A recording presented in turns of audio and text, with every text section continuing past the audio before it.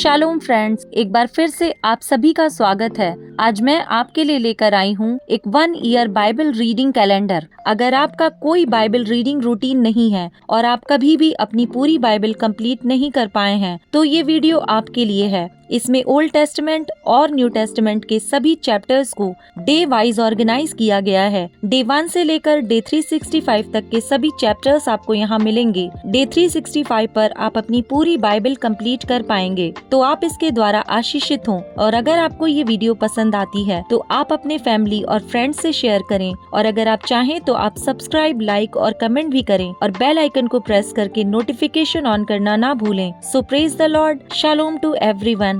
Let's get started.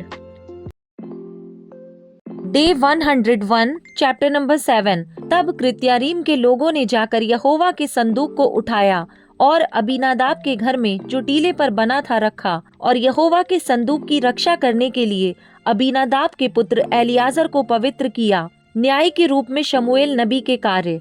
कृत्यारीम में संदूक को रखे हुए बहुत दिन हुए, अर्थात 20 वर्ष बीत गए, और इज़राइल का सारा घराना विलाप करता हुआ यहोवा के पीछे चलने लगा। तब शमूएल ने इज़राइल के सारे घराने से कहा, यदि तुम अपने पूर्ण मन से यहोवा की ओर फिरे हो तो पराये देवताओं और अश्तोरेत देवियों को अपने बीच में से दूर करो और यहोवा की ओर अपना मन लगाकर केवल उसी की उपासना करो, तब वह तुम्हें फिलिस्तियों के हाथ से छुड़ाएगा। तब इज़राइलियों ने बाल देवताओं और अश्तोरेत देवियों को दूर किया और केवल यहोवा ही की उपासना करने लगे। फिर शमूएल ने कहा, सब इज़राइलियों को मिस्पा में इकट्ठा करो और मैं तुम्हारे लिए यहोवा से प्रार्थना करूंगा। तब वे मिस्पा में इकट्ठा हुए और जल भर के यहोवा के सामने उंडेल दिया और उस दिन उपवास किया और वहां कहने लगे, हमने यहोवा के विरुद्ध पाप किया है। और शमूएल ने मिस्पा में इज़राइलियों का न्याय किया। जब फिलिस्तियों ने सुना कि इज़राइली मिस्पा में इकट्ठे हुए हैं, तब उनके सरदारों ने इज़राइलियों पर चढ़ाई की। यह सुनकर इज़राइली फिलिस्तियों से भयभीत हुए और इज़राइलियों ने शमूएल से कहा, हमारे लिए हमारे परमेश्वर यहोवा की दुहाई देना ना छोड़, जिससे वह हमको फिलिस्तियों के हाथ से बचाए। तब शमूएल ने एक दूध पीता मेमना ले सर्वांग होम बलि करके यहोवा को चढ़ाया, और शमूएल ने इज़राइलियों के लिए यहोवा की दुहाई दी और यहोवा ने उसकी सुन ली। और जिस समय शमूएल होम बलि को चढ़ा रहा था, उस समय फिलिस्ती इज़राइलियों के संग युद्ध करने के लिए निकट आ गए। तब उसी दिन यहोवा ने फिलिस्तियों के ऊपर बादल को बड़े कड़क के साथ गरजाकर उन्हें घबरा दिया और वे इज़राइलियों से हार गए। तब इज़राइली पुरुषों ने मिस्पा से निकलकर फिलिस्तियों को खदेड़ा और उन्हें बेत करके नीचे तक मारते चले गए। तब शमूएल ने एक पत्थर लेकर मिस्पा और शेन के बीच में खड़ा किया और यह कहकर उसका नाम एबेनेजेर रखा, यहाँ तक यहोवा ने हमारी सहायता की है। तब फिलिस्ती दब गए और इज़राइलियों के देश में फिर न आए। और शमूएल के जीवन भर यहोवा का हाथ फिलिस्तियों के विरुद्ध बना रहा, और एक्रोन और गत तक जितने नगर फिलिस्तियों ने इज़राइलियों के हाथ से छीन लिए थे, वे फिर इज़राइलियों के वश में आ गए, और उनका देश भी इज़राइलियों ने फिलिस्तियों के हाथ से छुड़ाया, और इज़राइलियों और एमोरियों के बीच भी संधि हो गई। शमूएल जीवन भर इज़राइलियों का न्याय करता रहा। वह प्रतिवर्ष बेतेल और गिलगाल और मिस्पा में घूम घूम कर उन सब स्थानों में इज़राइलियों का न्याय करता था। तब वह रामा में, जहाँ उसका घर था, लौट आया और वहाँ भी इज़राइलियों का न्याय करता था, और वहाँ उसने यहोवा के लिए एक वेदी बनाई।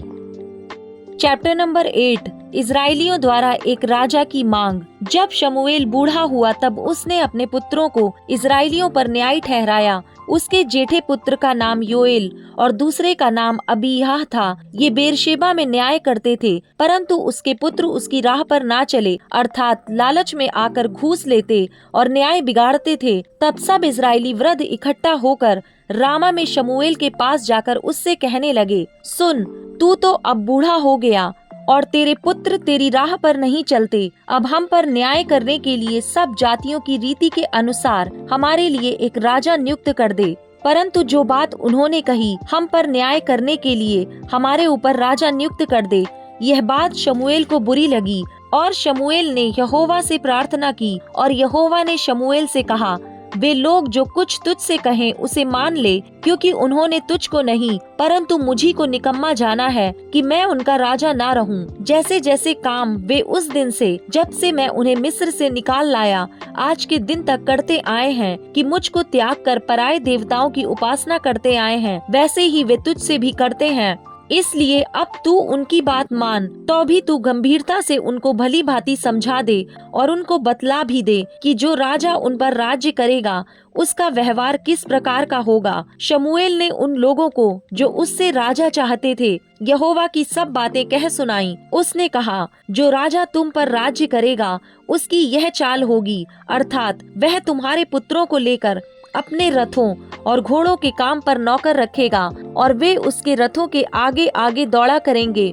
फिर वह उनको 1000-1000 और 50-50 के ऊपर प्रधान बनाएगा और कितनों से वह अपने हल जुतवाएगा और अपने खेत कटवाएगा और अपने लिए युद्ध के हथियार और रथों के साज बनवाएगा।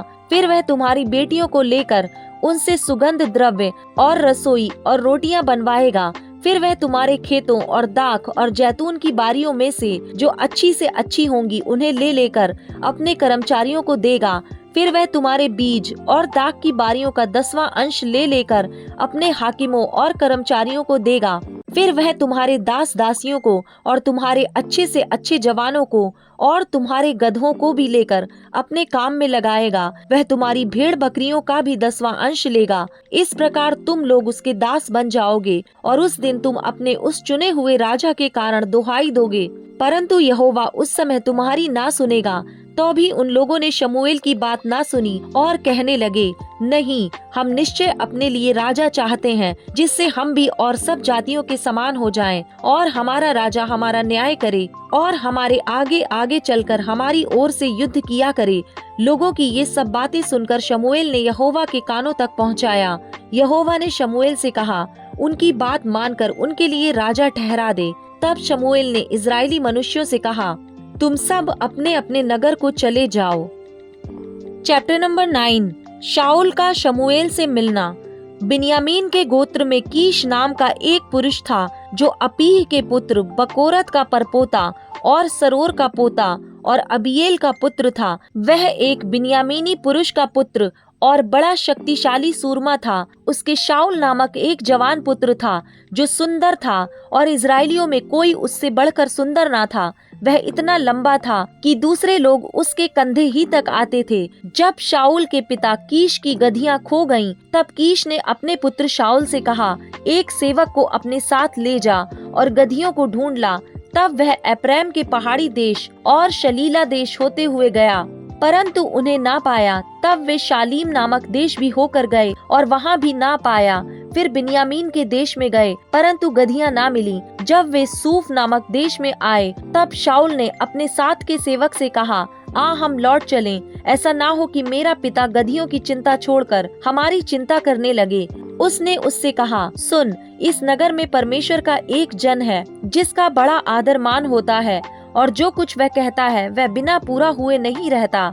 अब हम उधर चलें, संभव है वह हमको हमारा मार्ग बताए कि किधर जाएं। शाऊल ने अपने सेवक से कहा, सुन, यदि हम उस पुरुष के पास चलें तो उसके लिए क्या ले चलें? देख, हमारी थैलियों में की रोटी चुक गई है और भेंट के योग्य कोई वस्तु है ही नहीं जो हम परमेश्वर के उस जन को दें। हमारे पास क्या है? सेवक ने फिर शाऊल से कहा, मेरे पास तो 1 शेकेल चांदी की चौथाई है, वही मैं परमेश्वर के जन को दूंगा कि वह हमको बताए कि किधर जाएं। पूर्व काल में तो इज़राइल में जब कोई परमेश्वर से प्रश्न करने जाता तब ऐसा कहता था, चलो हम दर्शी के पास चलें, क्योंकि जो आजकल नबी कहलाता है वह पूर्व काल में दर्शी कहलाता था। तब शाऊल ने अपने सेवक से कहा, तूने भला कहा है, हम चलें। अतः वे उस नगर को चले जहाँ परमेश्वर का जन था।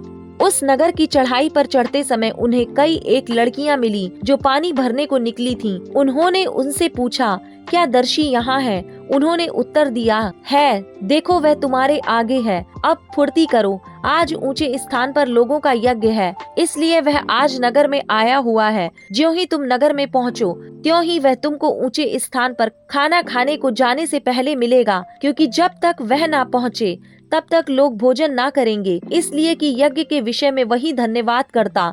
तब उसके बाद ही आमंत्रित लोग भोजन करते हैं, इसलिए तुम अभी चढ़ जाओ, इसी समय वह तुम्हें मिलेगा। वे नगर में चढ़ गए और ज्यों ही नगर के भीतर पहुँचे, त्यों ही शमूएल ऊंचे स्थान पर चढ़ने के विचार से उनके सामने आ रहा था। शाऊल के आने से एक दिन पहले यहोवा ने शमूएल को यह चिता रखा था, कल इसी समय मैं तेरे पास बिन्यामीन के देश से एक पुरुष को भेजूंगा, उसी को तू मेरी इजरायली प्रजा के ऊपर प्रधान होने के लिए अभिषेक करना, और वह मेरी प्रजा को फिलिस्तियों के हाथ से छुड़ाएगा, क्योंकि मैंने अपनी प्रजा पर कृपा दृष्टि की है, इसलिए कि उनकी चिल्लाहट मेरे पास पहुंची है। फिर जब शमूएल को शाऊल दिखाई पड़ा, तब यहोवा ने उससे कहा, जिस पुरुष की चर्चा मैंने तुझसे की थी वह यही है, मेरी प्रजा पर यही अधिकार करेगा। तब शाऊल फाटक में शमूएल के निकट जाकर कहने लगा, मुझे बता कि दर्शी का घर कहाँ है। उसने कहा, दर्शी तो मैं हूँ, मेरे आगे आगे ऊंचे स्थान पर चढ़ जा, क्योंकि आज के दिन तुम मेरे साथ भोजन खाओगे, और सवेरे जो कुछ तेरे मन में हो वह सब कुछ मैं तुझे बताकर विदा करूंगा। और तेरी गधियां जो 3 दिन हुए खो गई थीं, उनकी कुछ भी चिंता ना कर, क्योंकि वे मिल गई हैं। इज़राइल में जो कुछ मनभाव है वह किसका है? क्या वह तेरा और तेरे पिता के सारे घराने का नहीं है? शाऊल ने उत्तर देकर कहा, क्या मैं बिन्यामीनी अर्थात सब इज़राइली गोत्रों में से छोटे गोत्र का नहीं हूँ? और क्या मेरा कुल बिन्यामीन के गोत्र के सारे कुलों में से छोटा नहीं है? इसलिए तू मुझसे ऐसी बातें क्यों करता है? तब शमूएल ने शाऊल और उसके सेवक को कोठरी में पहुंचाकर आमंत्रित लोगों, जो लगभग 30 जन थे, उनके साथ मुख्य स्थान पर बैठा दिया। फिर शमूएल ने रसोइये से कहा, जो टुकड़ा मैंने तुझे देकर अपने पास रख छोड़ने को कहा था, उसे ले आ। तो रसोइये ने जांग को मांस समेत उठाकर शाऊल के आगे धर दिया।